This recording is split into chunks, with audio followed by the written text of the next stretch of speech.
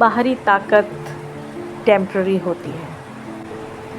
ज़िंदगी भी हमको इसीलिए मिली है जो ताकत से नहीं बल्कि मकसद से जी जाती है। लेकिन हम ये बात समझने को अक्सर तैयार नहीं होते, क्योंकि जब ताकत बाहरी दबदबे से आती है तो वो और हमारी ज़िंदगी का मकसद एक साथ नहीं चल सकते। बाहरी ताकत चाहे वो ओहदे की हो, पहचान की हो या दूसरों पर कंट्रोल की, बहुत आकर्षक, अट्रैक्टिव लगती है। वह ऐसी लगती है जैसे हम असरदार हैं, लेकिन असल में वो बहुत ही टेम्पररी, अस्थिर होती है। जो ताकत आज आपके पास है कल किसी और के पास होगी, क्योंकि बाहर की दुनिया में हमेशा कोई ना कोई आपसे ज़्यादा ताकतवर होता है। पर अगर ताकत भीतर से आए तो अगर वो ताकत दूसरों को दबाने के लिए नहीं बल्कि खुद को बदलने के लिए हो तो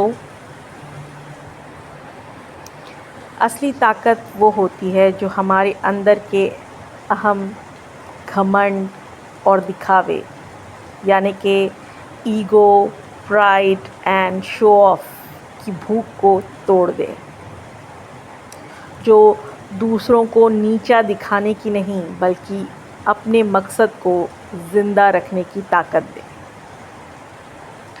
सोचिए, एक ईमानदार युवा यूपीएससी की परीक्षा पास करता है, सच्चे दिल से देश की सेवा करना चाहता है।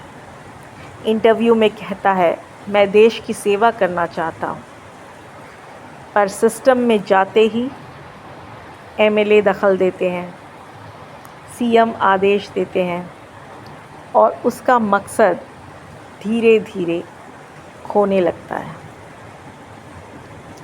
अब वो जनता की सेवा नहीं करता बल्कि ऊंचे पद वालों की सेवा करता है।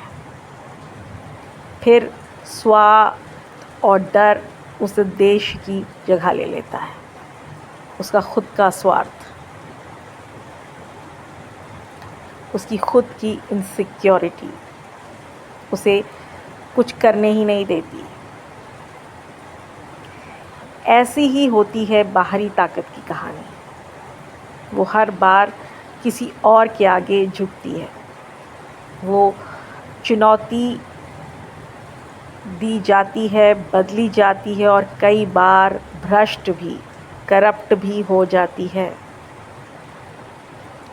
इतिहास हमें सिखाता है, जब भी झूठी ताकत ने सिर उठाया तो उसे किसी भीतर से निकली शक्ति ने ललकारा। अर्जुन ने दुर्योधन को ललकारा, राम ने रावण को, मूसा ने फिरौन को। हर बार जो ताकत डर और दबदबे के दम पर बनी थी, उसका सामना एक ऐसी शक्ति से होता है जो भीतर से आई है, जो दिव्यता से, डिविनिटी से जुड़ी है। एक ऐसी शांत लेकिन अडीग रोशनी जो तब जागती है जब इंसान अपने असली रूप को पहचानने लगता है। क्योंकि इंसान सिर्फ शरीर नहीं है, वो एक आध्यात्मिक प्राणी है, एक स्पिरिचुअल बीइंग जो कहीं ऊंचे सोर्स से जन्मा है। ये दुनिया, ये अड़चने, ये भटकाव, ये कोई सज़ा नहीं है बल्कि तैयारी है। हर खोया हुआ रास्ता एक सबक है, हर रुकावट एक अभ्यास है। हमें अपने जीवन का रास्ता उस जगह नहीं ले जाना जहां दुनिया हमें ताकतवर माने, बल्कि उस भीतर की रोशनी की ओर ले जाना है जो पहले से हमारे अंदर मौजूद है। बस उसी जगह से हम अपने सच्चे मकसद को समझ सकते हैं। और जब ये समझ आ जाए तो हम ताकत के लिए नहीं बल्कि मकसद के लिए जीते हैं। पहले अपना जीवन बदलते हैं और फिर उसी बदलाव की लहरें दूसरों को भी छूती है, जो विरोध की तरह नहीं होती बल्कि करुणा की तरह होती है। हमने यही सुना है बुद्ध, ईसा मसीह, मोहम्मद साहब और गुरु नानक जैसे संतों के बारे में। इन लोगों ने पहले खुद को बदला, भीतर से, करुणा से। उन्होंने किसी पर ज़बरदस्ती नहीं की, लोग खुद उनकी ओर खिंचे, उनकी आत्मा की ताकत को महसूस करके। तलवारें तख्त दिला सकती हैं पर दिल नहीं जीत सकती। दिल तो सिर्फ करुणा से ही जीते जाते हैं, और ये करुणा आती है भीतर की उस सच्ची ताकत से जो अपने मकसद के लिए जिए जा रही हो।